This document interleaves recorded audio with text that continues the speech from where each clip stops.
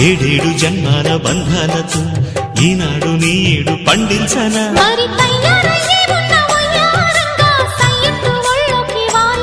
చూసుకొచ్చానమ్మా చూడు ఉత్సాహంగా చిన్నారి వన్నెల్ని ఏలంగా